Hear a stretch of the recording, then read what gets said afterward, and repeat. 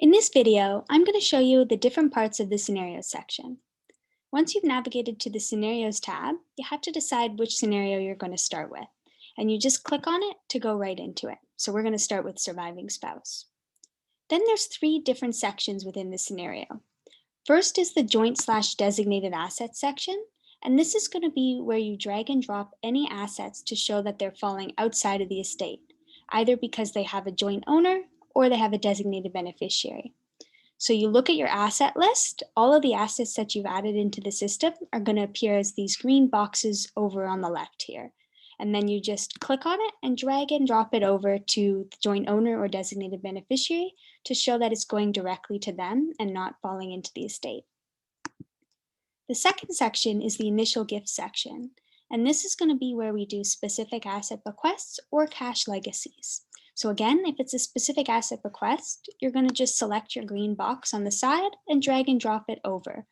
Then you're going to decide who the beneficiary is, and then you can just add it in the bottom corner. For a cash legacy, you're going to just click on this cash gift button at the bottom. You can pick your beneficiary, then you indicate your amount of the cash legacy, and then you can click add. The last section is the balance of the estate, and this is going to be how you're dividing up everything that's left over. So you can do it in one of two ways. You can do it by adding segments and adding gifts within those segments, or a faster way to do it if it's a common residue breakdown, you can just click on Run Macro and choose one of these residue breakdowns. Just because we're in the surviving spouse scenario doesn't mean that everything has to go to the spouse. It just means that this is the plan for when the spouse is alive, even if the client has passed. So you can still give it to the kids.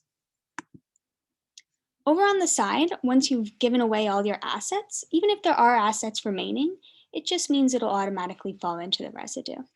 But you can look over on this summary box here, and it's going to show you the division. So what's in each section, and it's going to show you values if you put in values of those assets of what's going where. It'll also show you your taxes and liabilities as well. Once you're done this scenario, you can click up on surviving spouse and navigate to another scenario, or you can just click back on the scenarios tab and navigate to a different scenario that way. And that's how you navigate the scenarios section.